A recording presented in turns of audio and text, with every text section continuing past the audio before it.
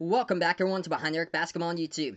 In this video, I'm going to predict the outcomes for all 8 games for every Eastern Conference team, the 9 teams out of the Eastern Conference that will be participating in the NBA restart in Walt Disney World, as we are less than a week away from the NBA restart. And I'll be calling some of the games here on my channel for the play-by-play on Behind the Arc Basketball on YouTube, so feel free to check it out.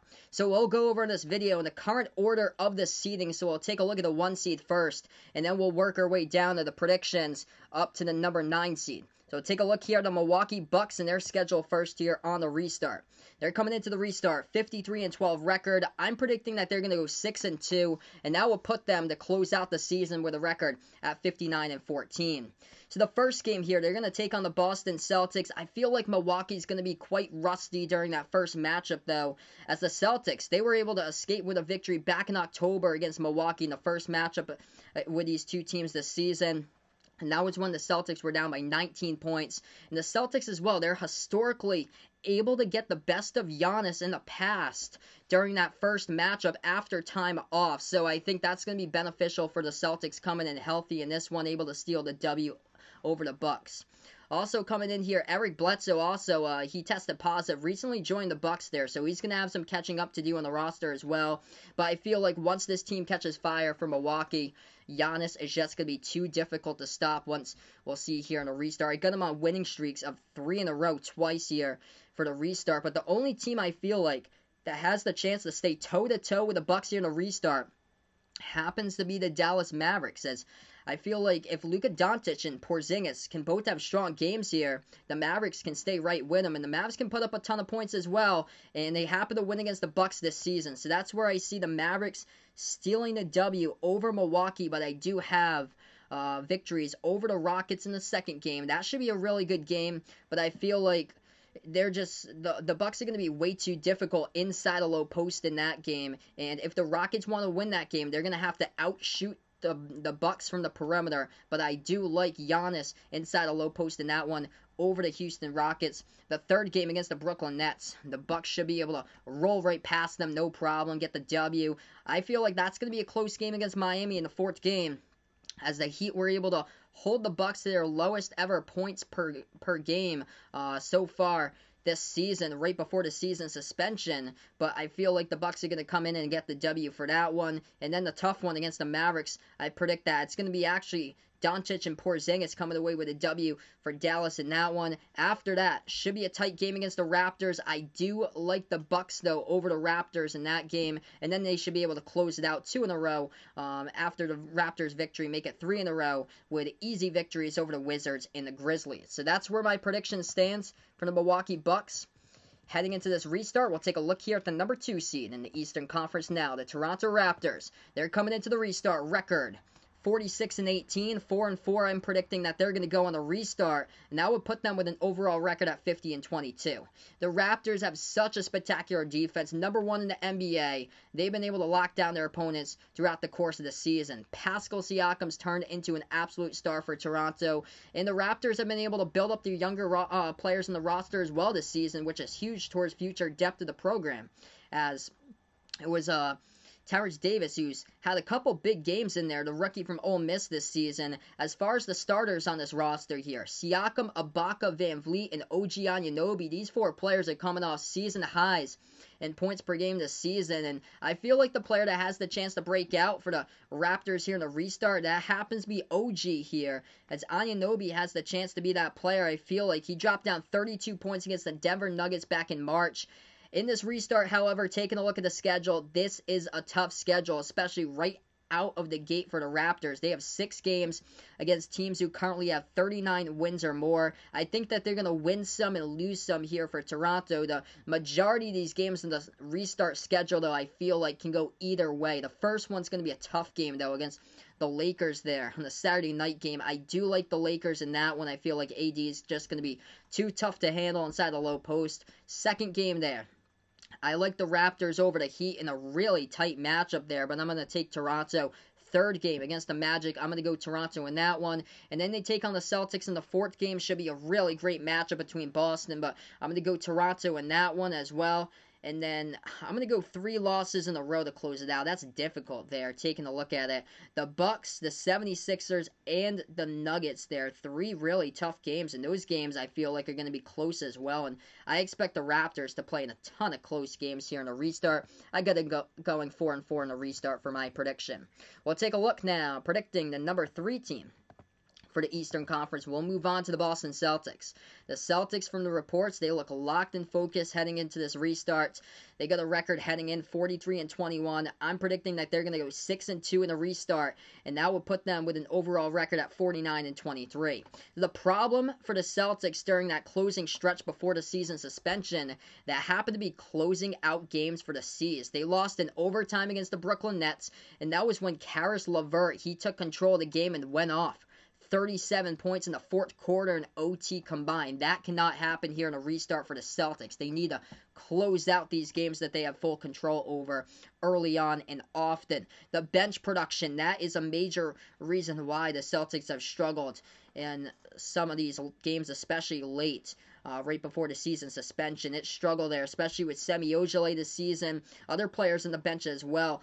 Brad Wanamaker, the Time Lord. Robert Williams III is back. He has been in the scrimmages, so that is good there that he is healthy. But the 2 players I feel like that have the chance to really help out the Celtics bench depth and be a part and boost up the scoring here during the restart happen to be the NBA G League Rookie of the Year here, Tremont Waters from LSU. I think that he's going to have a great time on the restart. He's having a great job during these scrimmages so far for Tremont Waters. He's been able to progress so much here from G League Maine over now to the Celtics for the restarts. I'm really glad to see. And also Romeo Langford, I feel like, as he was injured throughout most of the year for the Celtics, but he played a couple games late here for the Celtics, but I feel like he's going to really get things going here for Romeo during the restart as well. Those are the 2 to watch out for the restart off the bench for the Celtics, Tremont Waters and Romeo Langford. Also, Kemba Walker's knee, that should be much better here. Well rested for Kemba Walker back on the court. The rest of the lineup, though, for the Celtics, they are on track to play together, as they should have their full lineup healthy and ready to go here for the opener. And this is what makes the Celtics special. That potential on either Jason Tatum, Jaylen Brown, or Kemba Walker, any of those players to go off on any given night is really what makes this team special, is that these players have potential to drop down 30-plus points on any given night. And for sure, Jason Tatum was a star here. He was on fire before the season was suspended. And the Celtics, coming into this restart, they got 5 out of their 8 opponents who are currently a 7 seed or worse here heading into the restart. And I like them stealing that first victory against the Bucks. I think the Celtics are going to be motivated and healthy. They always play well right after quite a bit of rest, so I like the Bucks there to steal a W. The Celtics to steal the W over the Bucks. And then the Sunday afternoon game against the Trailblazers, I like the Celtics in that one. They're going to start out 2-0, I feel like. After that game, they take on the Heat. I think that's going to be a tough game. I do like Miami's perimeter in that game. The Celtics have had a couple of games this season that they've struggled to lock up the perimeter, so I do like the Heat to light it up from the perimeter in that game and get the W. After that, the Celtics got the Nets on Wednesday night. I like the Celtics in that one. They should be able to roll past Brooklyn with no problem. After that, tough game against the Raptors. Tight game. I do like Toronto, though, to pull off the W, the really close game. And then the last 3 to close it out for the Celtics, I got them on a 3-game winning streak to close out this restart here over the Magic, over the Grizzlies, and then closing it out against the Washington Wizards. So that's where I stand with the Celtics on the restart. We'll take a look now at the number 4 seed heading into the restart here in the Eastern Conference. That happens to be the Miami Heat. Coming into the restart, record 41-24. They got the toughest schedule out of all the 22 NBA restart teams here heading into Disney World.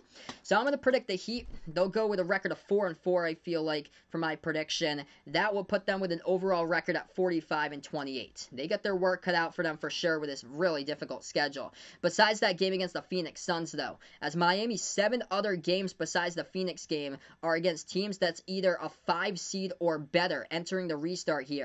Jimmy Butler, an absolute star for the Heat. Bam Adebayo, he is having a tremendous season, a defensive beast, as well as almost doubling his points per game average from last season. And the young players in this roster is what makes this team special here. They've done a great job hanging in for this season and putting the Heat right into the Eastern Conference playoff conversation battle right now. Duncan Robinson, he's been on fire from behind the arc, shooting the ball at just under 45% from three-point range. The rookie Tyler Hero from Kentucky is having a great season. He was injured right before the season suspension, but he had some really good games there where he flashed star potential. And Kendrick Nunn, averaging just under 16 points per game for a rookie, doing a great job as well this season. So I feel like the X factors here for the restart for the Heat happen to be Tyler Hero and Kendrick Nunn.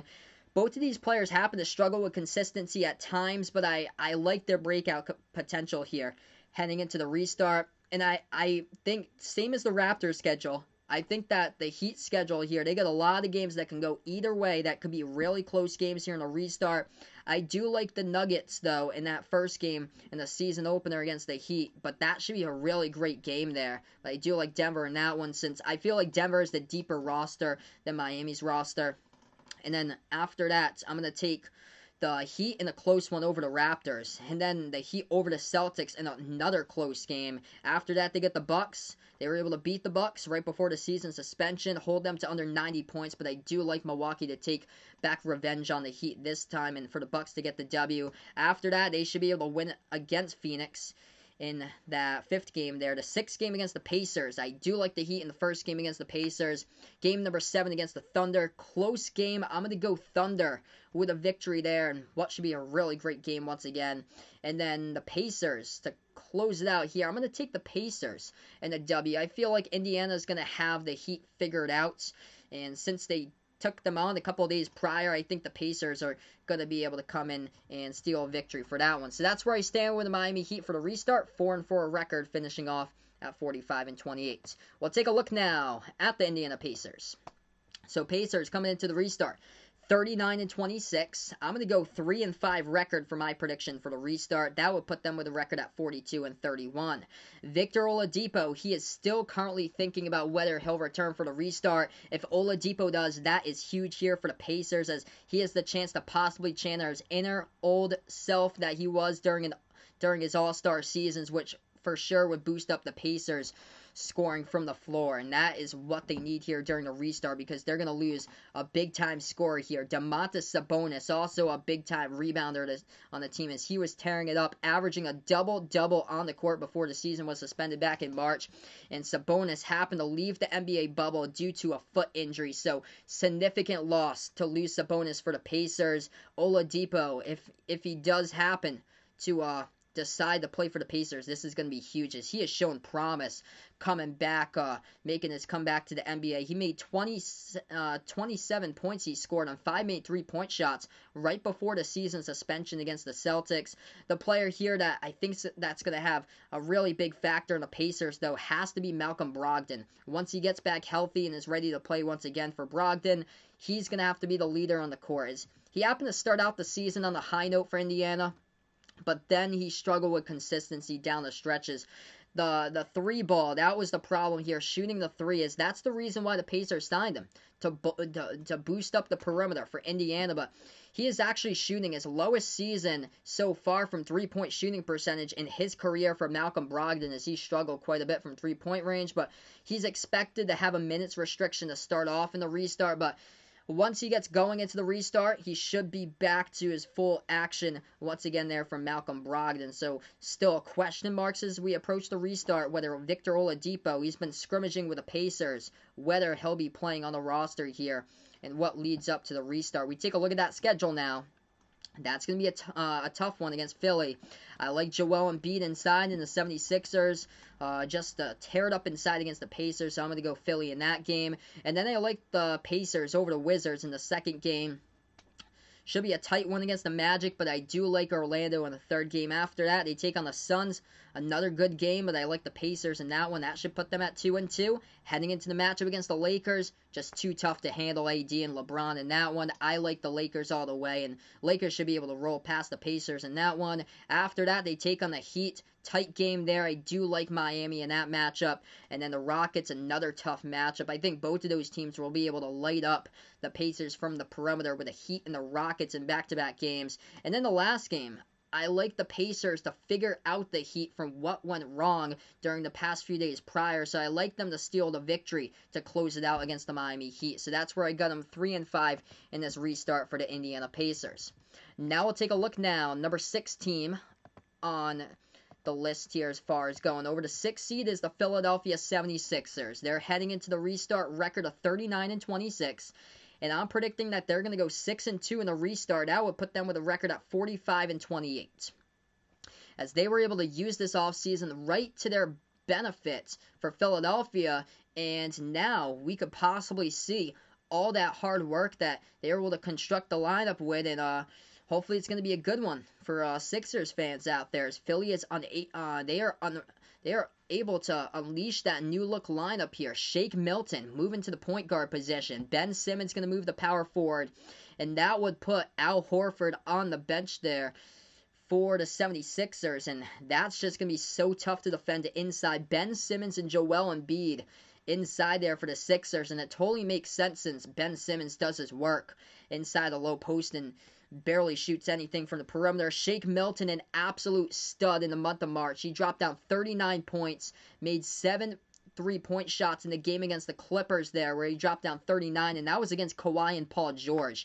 Shake Milton, in the month of March, he averaged just over 19 points per game, shot the ball at just under 52% from 3-point range, just quite the time that he has had, able to get him a starting role job for the Sixers here, as he's going to have great opportunities here to boost up Philly's offense, and what they need is a scoring boost there for Philly, and it looks like Shake Milton could very well be the answer here for the restart. So Al Horford moving over to the bench. Unfortunately, he was just unable to put in that team chemistry to fit properly alongside Joel Embiid in the starting lineup, as Horford has struggled this year. He's currently shooting a season-low shooting percentage out of his career so far this season for Al Horford. Once again, though, 76ers, they got a really tough starting lineup there. Tobias Harris, solid and consistent like always throughout the season. Josh Richardson's been improving during the scrimmages as well. I like the Sixers here to restart to go 6-2. I think they're going to be too tough to handle in the first game against the Pacers. I think they're going to take that momentum right in the second game and into the third game and knock off the Spurs and Wizards rather easily. That early stage of their schedule is pretty easy there for the Sixers. Then they take on the Magic. I'm going to go an upset loss here on the restart. So I'm going to go an upset that Orlando is going to pull off the upset in that one over the Sixers. After that, Philly should be able to find their groove once again. 3 straight victories in a row over Portland, Phoenix, and then a tight one. Should be a great game there. And that game, the 7th game on the schedule, the restart against Toronto. I like the Sixers in that game against Toronto in a really tight matchup. And then the game against the Rockets. In order for Houston to beat the Sixers, it's going to have to be just some big-time perimeter shots made by Russell Westbrook and James Harden. I think that's going to be a really close matchup and a phenomenal game, I feel like. I'm going to take Russell Westbrook and the Rockets there. I feel like Westbrook's going to be on a mission during that game and a close matchup for that one. So I'm going to take Houston in a really tight matchup against Philadelphia. So that's where I stand with the Sixers. I think they're going to go 6-2 in the restart. Now we'll take a look here. Number 7 team in the restart, as this happens to be the Brooklyn Nets. They're coming into the restart record of 30-34. I'm predicting that they're going to go 1-7 in the restart. That would put them with a record prediction at 31-41. Big yikes here, as they are depleted heading into the restart here, decimated with players opting out of the restart and due to injuries as well. KD and Kyrie, they won't play in the restart as they recover from their injuries. Rookie Nick Claxton, he is also sidelined due to injury.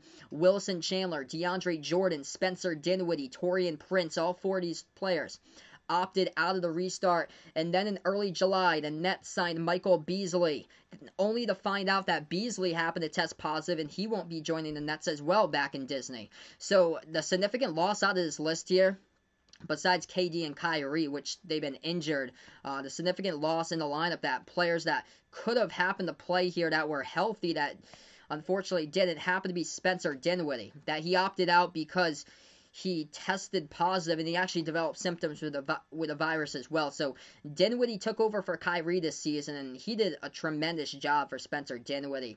He averaged just over 20 points per game, just under 7 assists per game from the floor.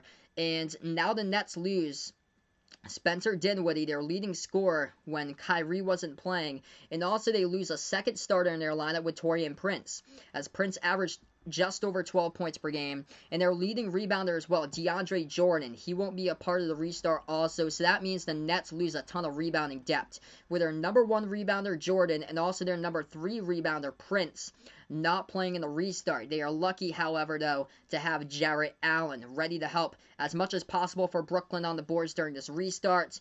But just to see a little bit of how Brooklyn's been doing here, the Nets scrimmaged the Pelicans back on Wednesday night, and they got flat out embarrassed in their first scrimmage. They lost 99-68, and that scrimmage was without Zion Williamson for the Pelicans in that one. So a lot of things need to be worked upon here for the Brooklyn Nets as far as this restart. I'm predicting it's going to be a really rough restart here for the Brooklyn Nets. And I've got them going 1-7. They're going to start off with the Magic. I've got that as an L. And then the game against the Wizards, that is going to be a tight matchup there. Close game, I feel like. But I'm going to go Washington in that game over Brooklyn.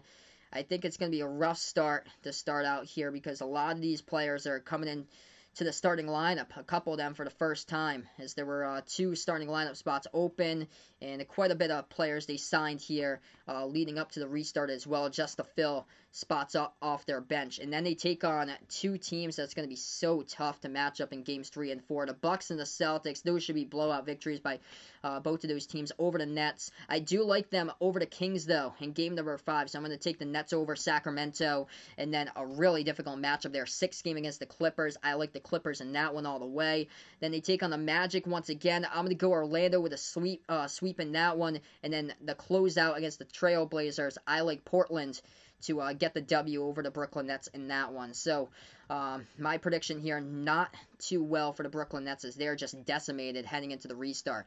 And now we'll take a look here, 8th seed heading into the restart happens to be the Orlando Magic. They get a record heading into the restart 30-35. I'm predicting that they're going to go 4-4 in the restart. That would put them with a record at 34-39. So this is where I have the Orlando Magic. Basically win-loss, win-loss, win-loss, win-loss down the map here. So the Magic, they won 8-4 in their last 12 games before the season was suspended. But you got to remember this about those 8 wins. They were against teams with a actually only one of those 8 wins was against teams with a winning record. So out of those 8 wins, 7 of those victories there happen to be against teams that were less than what the Orlando Magic had or so, or teams that were less than 500 for their record, as they have struggled this season as far as the Magic against teams that have a record better than 500.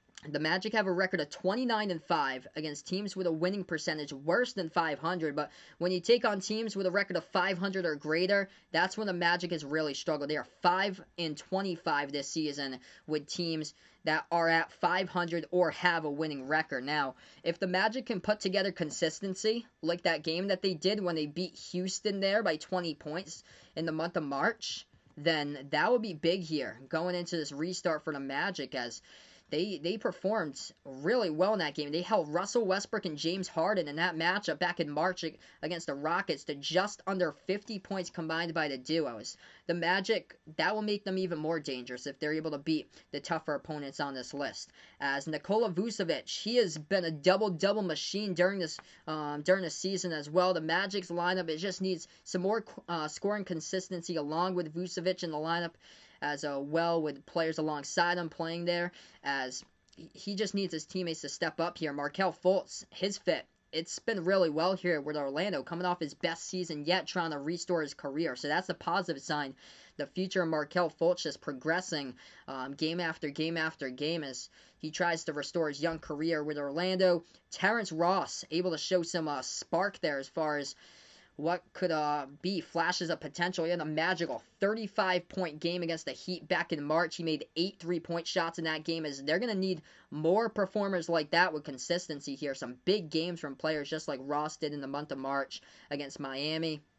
The Magic just needs more of that here. I feel like with them playing close to home, it's going to be home court advantage, I feel like, even though that it's going to be neutral court, even though they're playing right outside of where they play their games in Orlando. They're playing at Disney World here. In the first game, I like them over the Brooklyn Nets in the first game, so W there for the Magic. In the second game, I actually have an upset here by Sacramento in the second game over the Magic, so I like the Kings in the second game. In the third game, I'm going to have the Magic over the Pacers, and what should be a tight, close game there, but I do like the Magic in that one. As far as the game against the Raptors, I think the Raptors just going to be too tough to handle. I love the Raptors' defense in that game to limit the Magic, and then I have a shocking W here for the Magic over the 76ers. I get the 76ers on a 3-game winning streak leading up to that. They might lose a little bit of train of thought, so that's where I'm going to go to Magic in that one, pulling off the upset. And then the game against the Celtics, I do like the Celtics in that matchup for that one. And then the Magic should be able to sweep the Nets. And then the last game, tough one against the Pelicans. Pelicans I feel like they're going to be a team to watch out for this restart, as I'm going to go to Pelicans there over the Magic in the last game for the restart for Orlando. So that's what it looks like for the 8 seed there for the Orlando Magic. We will move on to the last seed here for the restarts for the Eastern Conference. That happens to be the Washington Wizards, as we'll go over what they look like. So 24-40 is their record. I'm predicting that they're going to struggle as well, just like the Brooklyn Nets.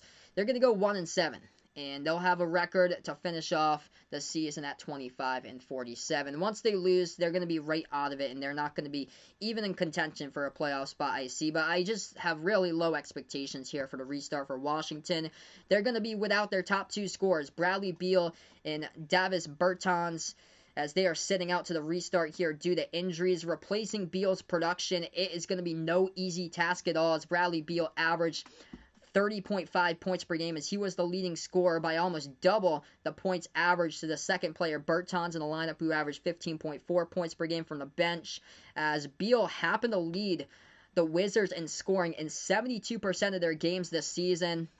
And Bertans just provided a spark from the perimeter as well. He was a really efficient three-point shooter, so that's going to take a big hit as far as Washington's perimeter offense. Their offense in general losing their top 2 scorers, as the Wizards, not only will they need help defensively here, scoring is going to be a major help here during the restart, as they happen to have one of the worst defenses in the NBA, and they find themselves lucky to make it here as the 9 seed right in the restart, I see, as they're going to have the help from everybody as possible on the roster to step up their game here on the restart. And it all starts with this player here, the rookie from Gonzaga, Rui Hachimura. I expect big things from him in the future. Promising future, I feel like, that he has ahead of him for Rui. And then just the Wizards being 5.5 games currently behind Orlando, trying to chase that 8 seed. I think they have such a small chance that they're going to be out of it really early, I feel like, and they're not going to be able to get right back into it. So I just don't see that there's a way that Washington at all can make it into being the number 8 seed here and make it into the playoffs. As their schedule as well, it just increases as far as the difficulty in the schedule throughout the restart. So if you don't win early for the Wizards, there's a really good chance that you're not going to win any games at all, because the games that you win earlier, it looks more like that's the favoring portion of your schedule to what you close out the schedule with. So this is what they look like here.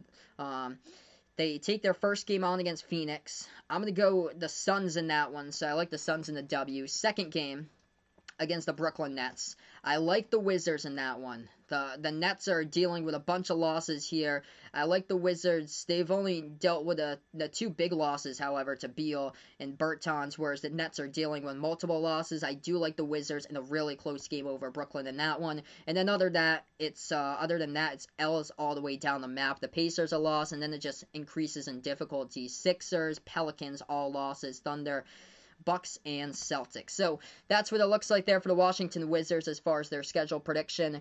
And now I will unleash what the final standings look like for everybody once I did my predictions. So with everything put together, this is what the final standings look like for the Eastern Conference for my predictions. So the Bucks are going to be the 1 seed heading into the playoffs. The 2 seed will be the Raptors, as they'll be 1 game above the Celtics as the 3 seed. The 4 seed will stay as the Heat, so unchanged there 1 through 4 to what they enter Disney World, I'm predicting. And then a little bit of a change here. The Sixers will move up one spot past the Pacers to be in 5.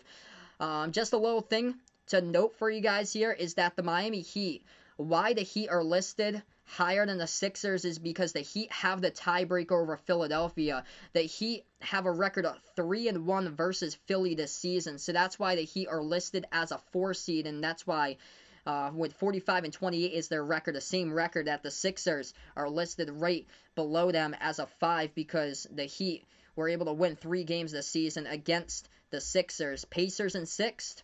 And then 7th place, moving up a spot past the Nets, happen to be the Magic here on the restart. So I think they're going to go 4-4 with my prediction. Nets will go 1-7 on predicting. They'll move down their spot, still be the 8th seed though, 31-41. And then the Washington Wizards will be out of it for the playoffs, as they will have a record I'm predicting of 25-47. So that's a wrap here to my video predicting the outcomes for all 8 games for every single Eastern Conference team entering the NBA restart here. If you enjoyed this video, make sure to hit that like button. Also, hit the subscribe button if you're new to the channel as well. Thanks so much for watching this video, and don't forget to check out my play-by-play live streams once the actual games take place and get rolling once again. Thanks so much for watching, everyone, as this is Behind the Arc Basketball on YouTube.